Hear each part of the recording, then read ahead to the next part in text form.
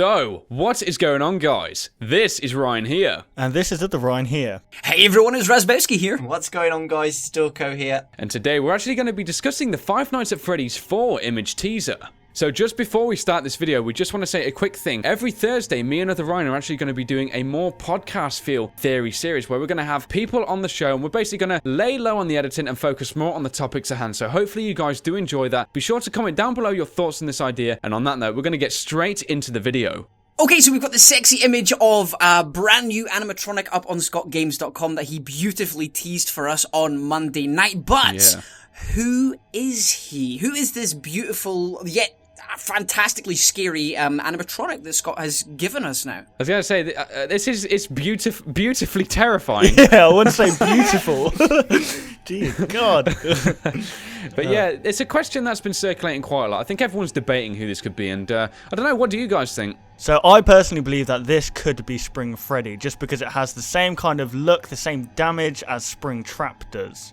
Yeah, if you have a look at his shoulders, we were talking about this before we started recording. If you have a look at his shoulders and his whole overall look and his whole feel is very, very Spring Trappy, very, very Spring Bonnie. And the damage in even if you have a look at the top Freddy that's pouring, the mini Freddy, the wee Freddy that's popping out of his chest, it's the same sort of hole, same sort of cavity that you saw on Springtrap, where you know how you saw the purple guy's neck and his veins and his throat and stuff. That's the same one that the top mini Freddy's popping out of. So they're very, very similar. Yeah, absolutely. Yeah, and secretively as well, Scott's been really smart to hide this, folks, and I think we all know the reason why is because there's secretly 5 fingers, but the last finger is actually underneath the first finger at the front, and I think he's done that purposely to make us think, no, it's 4 fingers, no, it's 5 fingers, and obviously we know that the 5 fingers are to do with the spring animatronics, what are able to be worn by the employees at Freddy Fazbear's Pizza. And we know this as well because Springtrap is the only costume with 5 fingers. All of the other animatronics have 4 fingers, so it obviously means that humans can wear these costumes. Yeah, absolutely. And it's been a big debate, hasn't it, the whole 4-5 finger thing. But I think another thing which backs the whole idea that this other animatronic has the crank ability, and is actually the second suit, is the fact that the endoskeleton underneath looks very similar to Springtrap's as well. Yes. Yeah. So it just all seems to really hint towards that. And actually, now moving on to section 2, there is a lot of 8 and 7 all over this website, and we're going to actually be talking, what does 87 mean? Now, I'm sure you guys are getting ideas already. Yes, obviously the bite of 1987 is the biggest mystery of Five Nights at Freddy's. No one knows who bit. Maybe some people have ideas of who done it, like Mangle, Foxy, Freddy. I mean, everyone's a suspect, but I think in this Five Nights at Freddy's we will finally find out. Yeah, because this is like the final chapter. This is one of the biggest mysteries that everybody is drawing fan art of it. It's got their own theories on who's done it, and it's because it's such a mystery. Everybody's wanting to know what it is, and all these 7s on his site. It's got to be pointing to 1987, the event that started a lot of everybody's hype and speculation. This is such a big thing that we just need to know the juicy details. Who the heck did it? Yeah, I agree, man.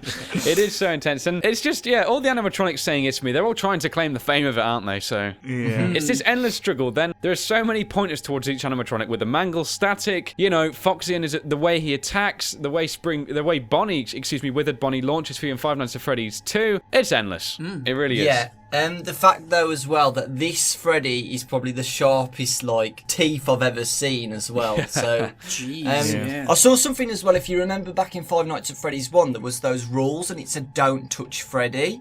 Do you think maybe that this Freddy's got, as a reason why it's to do with that? Maybe that poster could actually be old. Maybe that poster could actually be pre-Five Nights at Freddy's 2, and possibly it carried over. Because I think that was when, I think if you go on the wiki site and it's got the whole Bite of 87 article, I think that was one of the reasons that Freddy was a suspect, was because of that thing saying don't touch Freddy, he doesn't like it, sort of thing. And so I think that could, like Dawko was saying here, with the teeth that's on this new Freddy model that it's just been revealed, those teeth are just so sharp. Even the fingers as well. When you look at the fingers, jeez, is this a child? Yeah, how is it child friendly? I know. Is this designed for children, this animatronic? Or God, it definitely looks dangerous. And I suppose it all leads back to Freddy kind of having the center of attention again, doesn't it? Maybe after all this time, Freddy was truly the true kind of cause of the bite of 87 and almost everything that's happened. And it relates back. Maybe the version of Freddy we saw in Five Nights at Freddy's 1, 2, and 3 isn't quite the one, but looking back, it's always been Freddy, so we've all been on point when we've said that. Yeah, that's a smart point as well, because in Five Nights at Freddy's 3 it was all focused on Springtrap. It wasn't really focused on Freddy, so it's nice to see Scott going back to the Freddy origins, and it's awesome to see. Yeah, I mean, everyone was kind of saying, like in Five Nights at Freddy's 3, everyone was saying, where is Freddy? How can you call this Five Nights at Freddy's 3 without Freddy having such a big impact? Here you go, guys. Scott's listened. Here's your answer. It looks like this guy make up for it pretty much, I think. Too many Freddys now. Now wanted Freddy, people will be complaining. They don't want Freddy no more. God, he looks absolutely terrifying. No wonder no one wants him as well. I won't be surprised if people are saying that. Okay, guys, so now we're going to be looking at another thing. What is with all the red? Yes, now, obviously, Halloween is the big release date of this, so it could be a representation of, being a Halloween release, but it could also represent many other things, like maybe fire, the bite of 87, and blood, but yeah, there's loads of possibilities. Yeah, there's a lot, yeah. The first one that does spring to mind is blood. Like, I mean, if you're talking about the bite of 87 and somebody's had their frontal lobe bitten, then there's gonna be a hell of a lot of blood up there, and this, it's just a nice... It's scary. You look at red, you think anger, you think blood, you think fear, and it's just such a powerful colour, whereas if you had you have a different colour palette, say green or yellow, for instance, they're a little bit more neutral, they'll lure the eyes in, bring them focusing in on something, but the red is such a strong, powerful colour, just like purple is, and purple and red are very, very similar colours as well. It's a good point to raise. Yeah, the red must definitely mean something as well, because he's changed his logo to red as well. Yeah, I was going to say, the whole website has gone red-themed, hasn't it? All signs are kind of pointing that this red lighting has some significant meaning behind it. And I mean, as Raz was saying, with the red being linked to typically negative things, if we actually look in the bottom, there's some very opaque text, and if you actually brighten the image and do a little bit of correcting, you can see that it reads nightmare. Nightmare. So, the whole nightmare theme in red, it all seems to add together. People have nightmares, it's bad things. The whole red color scheme, it's just linked to bad things with this series. So yeah, it all hints to the same thing. I mean, could this somehow link back to Five Nights at Freddy's 3? Because as we know, Night 6 wasn't called Night 6, it was called Nightmare Mode. Exactly. So that could link back to that, definitely. You have a look at this guy. This guy is going to inspire nightmares. He's horrible. He's not just your, like we were talking about earlier on, he's not just your typical Freddy animatronic. He's got 3 extra Freddys pouring out of his stomach, like Alien or something like that. And it's, so nightmare links back to that. He's very clever. He never has just a single meaning for something that he does. There's always at least 2 or 3 other alternative meanings on top. It's like doing an English essay and you're just reading through a book and you're like, what's the writer trying to describe here? And this what makes it really interesting to discuss as well. Exactly. Another important thing about the whole red theme, what color is blood? Blood is of course red. The bite of 87 would have had a lot of blood, so for all we know, the whole red color scheme could be directly linking back with the 80s 8 and 7s in the inspect element. Guys, I had a very, very out there theory just now. What if this bite of 87 wasn't necessarily biting a customer of the Freddy Fazbear Experience? What if it was actually someone in the suit maybe that happened to? I mean, look at the forehead of this animatronic. It's got 2 holes right near the front of his head. I mean, now that I'm just putting that one right out there, but it could just be a crazy theory, but yeah. That is interesting. Because it's never discussed. It's never mentioned if it's a child, if it's an employee, if it's just you're one of the adults who has been bitten. So if it was a staff member as well, maybe that's even more reason to cover it up. Because you don't want to hire somebody and tell them, by the way, you might get your frontal lobe bitten out of it. Absolutely. We know how hidden the company can be. When the murders occur, they just rip out the carpets and bleach the floors. And even when the problem with Springtrap as well, they sealed all the rooms and left Springtrap in there with the body inside. So they're very secretive with stuff like that because they don't want to tell the world what's happening there, do they? Definitely. That actually makes me quite curious then. So the room was sealed up and they found a real one. So where the hell was this guy? That's what I mean. The Five Nights at Freddy's 2 actually took place after the whole suits thing took place, wasn't it? Am I correct in saying that? two suits were used before Five Nights at Freddy's 2. Yes, that's Yeah, So right. what if the bite of 87 was the spring locking of the suits that happened simultaneously to two employees? Maybe that could have possibly. But then saying that, it was in the same year, so they wouldn't have opened in the same year. That would have been a bit. Yeah. It's still well, you never know, because it does say all around Five Nights at Freddy's 2, my day at the new Freddy Fazbear's Pizza. Yeah. So it's a grand reopening, and you never know how fast they could have reopened, because maybe if it would have stayed closed longer, people would have started to suspect things and get a little bit edgy with what's going on here. Yeah. So now the fourth bit, and actually probably a really important bit. What's with the hat? Now, as we know, in the last teaser image, we saw the Freddy Fazbear hats, the very distinct Freddy Fazbear hat, under a spotlight. And all of a sudden it went missing, and now we see this guy holding up a hat, which isn't the same, obviously, because it has wires hanging out of it. Yeah. But this is obviously a direct hint between, this game is going to be about Freddy, almost. Yeah, most importantly, I think this directly links to this character most likely being possibly Fredbear. Yes. Or Spring Freddy, one of the two. It's apart from looking like he's very sophisticated by the way he's holding that fancy hat. All he needs is a monocle, really. He's got the top hat already. In the other hand, he's swishing around some fine bourbon. He's got a cane, he's got a cane. Yeah, you just can't see it. Yeah. It's the hat. The hat just shows that it's got to be a Freddy character here, and I think, as we've already talked about, with the 5 fingers there, it's got to be Spring Freddy. Also, if you really brighten the image, it kind of looks like he's just off to the left-hand side or the right-hand side as you're looking at the image of the spotlight. You know how there's 2 spotlights coming down, angled towards the checkered floor and where the hat was. It looks like he's off to the side. So maybe this is another link back. I know you have said the hat is different, but maybe he was always off to the side of this image. Maybe he's been just shut down for so long.